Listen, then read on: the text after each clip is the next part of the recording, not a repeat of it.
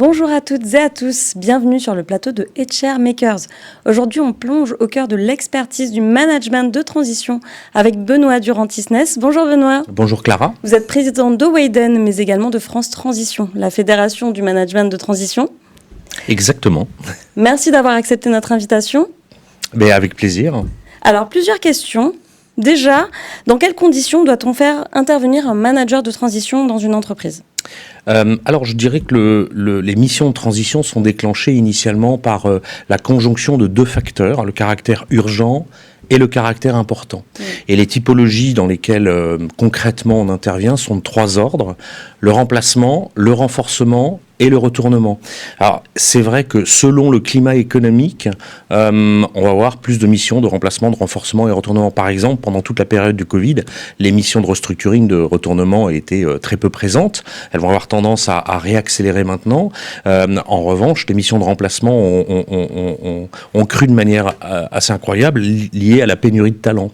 Mais fondamentalement, aujourd'hui, le management de transition est un outil de transformation des entreprises. Et c'est vrai que les missions les plus déployées sont les missions de transformation, de renforcement dans des modes projets.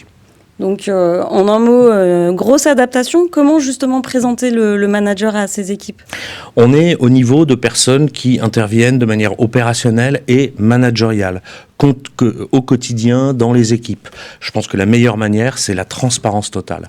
Un manager de transition doit être annoncé tel quel, comme manager de transition, avec clairement expliquer d'où il vient, pourquoi il est là et en quoi consiste la mission, le début, et qu'il est là pour un moment donné qui aura un terme. De toute façon, vous savez, aujourd'hui avec les réseaux sociaux, quand un manager de transition arrive dans une entreprise, l'ensemble des équipes vont sur LinkedIn et regardent qu'est-ce qu'il a fait auparavant.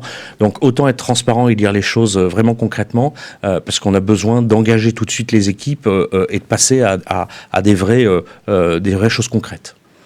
D'autant plus que quand il s'agit de transformation, ce sont quand même de très gros enjeux. Oui. Précisément, quels sont les écueils à éviter pour une mission vraiment réussie ?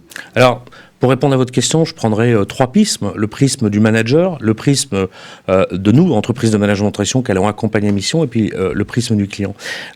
Du côté du manager, je pense que l'important, c'est d'être tout de suite dans l'action, de comprendre vite les enjeux, le sociogramme de l'entreprise, et de délivrer très très vite des premiers quick wins, des premiers résultats. C'est la raison pour laquelle tout le monde n'est pas fait pour être manager de transition. Je le répète encore une fois, ce n'est pas parce qu'on est disponible sur le marché entre deux emplois que l'on est manager de transition. Côté de l'entreprise de management de transition, il y a deux éléments importants.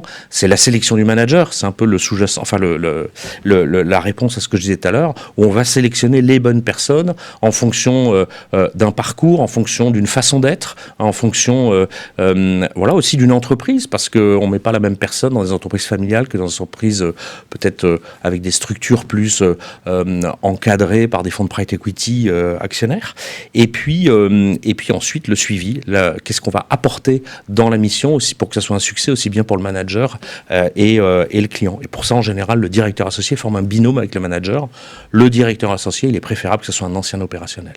Et puis côté client, je pense que les clients, quand ils accueillent un manager de transition, il faut qu'ils se remettent en question et qu'ils considèrent qu'ils ont quelqu'un de surcapé qui va pouvoir avoir un impact tout de suite. Donc le pire, c'est de l'intégrer de manière normale comme un salarié. Parfois, on voit une intégration qui fait que l'impact est limité. Et là, c'est aussi d'être transparent et de l'annoncer pleinement et de garder ce côté valeur ajoutée immédiate. D'où l'intérêt d'être accompagné. Exactement.